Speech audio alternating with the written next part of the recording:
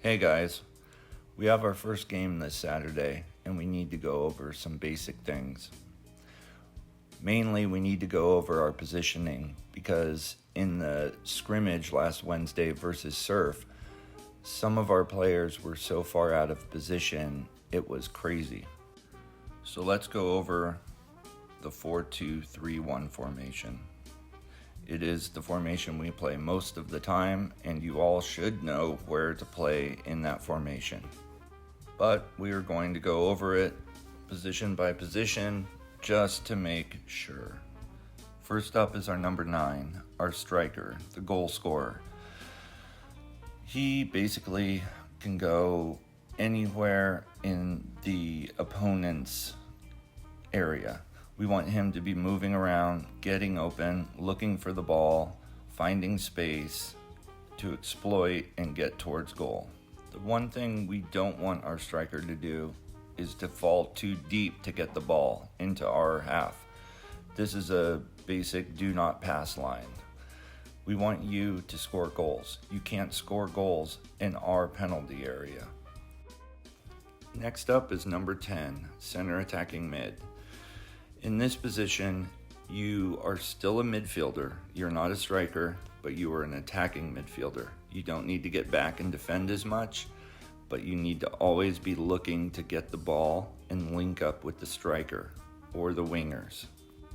When we are defending, you need to be making yourself available so that when we win the ball back, you are right there, available and open for a pass. For the most part, you're going to be in the middle of the pitch. Like I said, looking for the ball and looking for passes to make, looking for space to exploit, just like the striker, but a little bit further back towards our half of the pitch. While you definitely can come out wide to get the ball sometimes, most of your time will be spent in this blue circle here. Keep in mind that when we're on defense and we're trying to get out of our area, we want the striker here to go left and right to find space.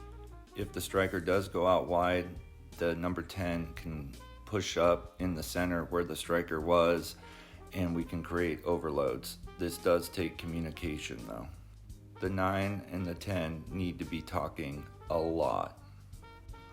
Next up is left and right wing. Number 11 is left wing, number 7 is right wing. In the 4-2-3-1 formation, you are part of the 3, just like the number 10. Notice the positional boxes in the yellow lines here.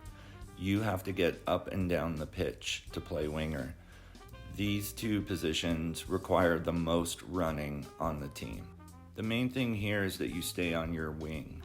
You don't need to come crashing the center, and you definitely don't want to go to the opposite wing.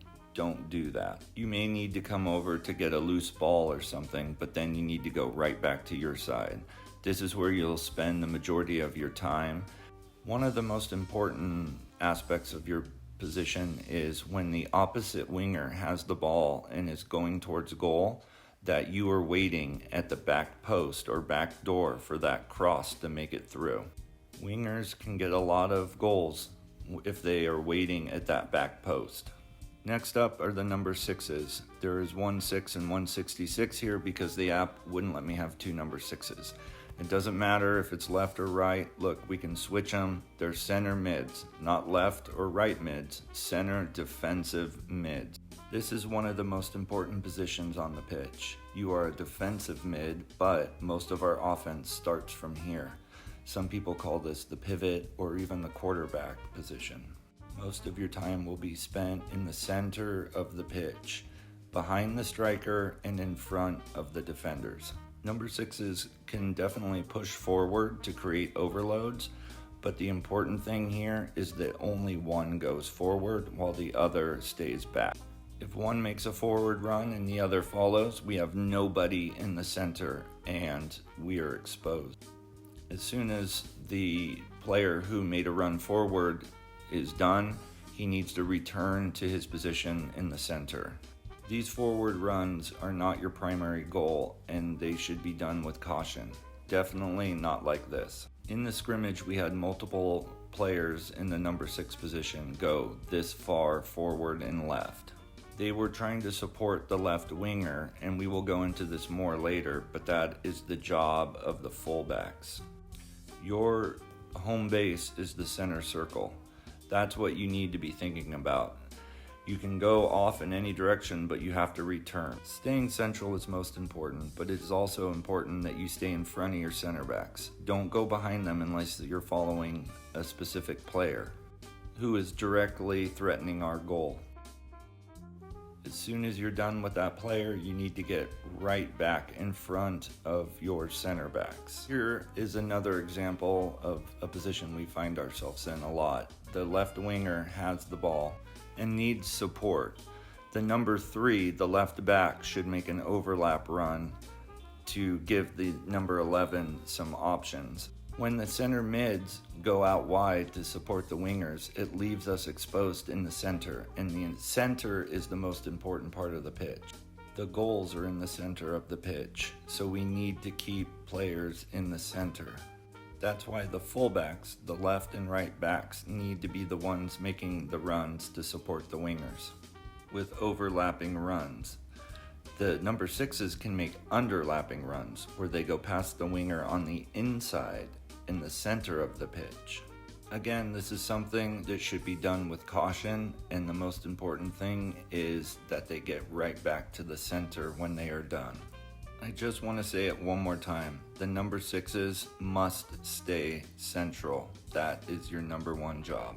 Now we are on the center backs, the bosses of defense. The buck stops here. Your job is to stop the other team from scoring goals, period. The left center back is basically in this area, and the right center back is in this area. They are the same, it's just my drawing skills are not even. Our biggest issue with center backs right now is when can they go forward and when can they not. Most of the time they cannot go forward. The confusion here is because we were playing 3 center backs in the 3-5-2 formation. In that formation, 1 center back can go forward a lot more than they can in the 4-2-3-1 formation. Here is an example of one of the few times one of the center backs can go forward. The other team has parked the bus against us, and every one of their players is back defending. In this scenario, our right center back, our number 4, notices that there are no forwards from the other team along the halfway line and sees a gap on the right side of goal. So he communicates with the left center back and the number 2, the right back, that he is going to make a run forward. Once again, he can do this because we have 3 or even 4 players back here and none of the opposition's forwards. So in this scenario, he has communicated to the other defenders and he makes a run into that open space, hoping the number 6 on the ball sees him and makes a pass.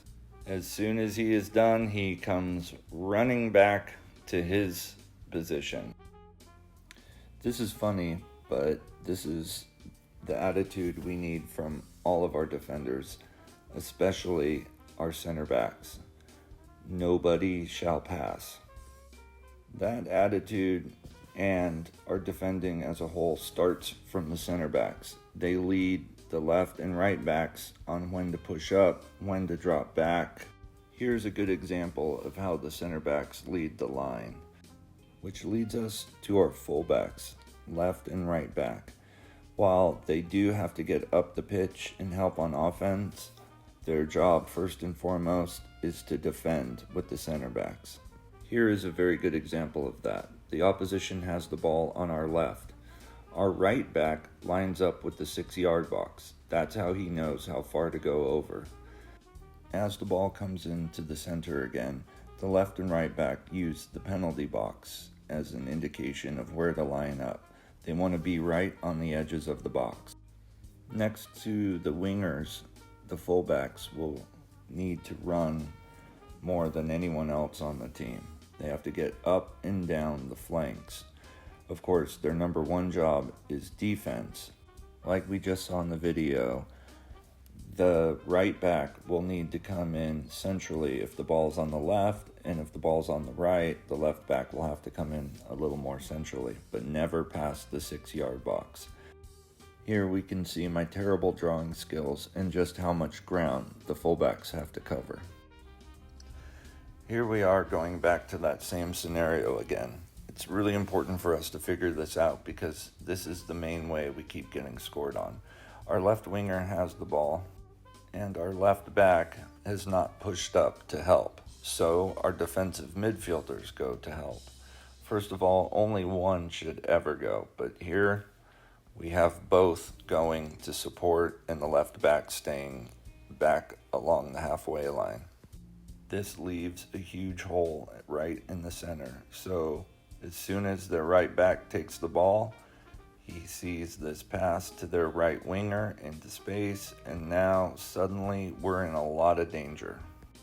We are in a 5 versus 3 or 4, and we get scored on. Now let's go back in time and see what it would have looked like had we done the right thing. Here we have the left back coming forward to support the left winger. This allows our defensive midfielders to stay central.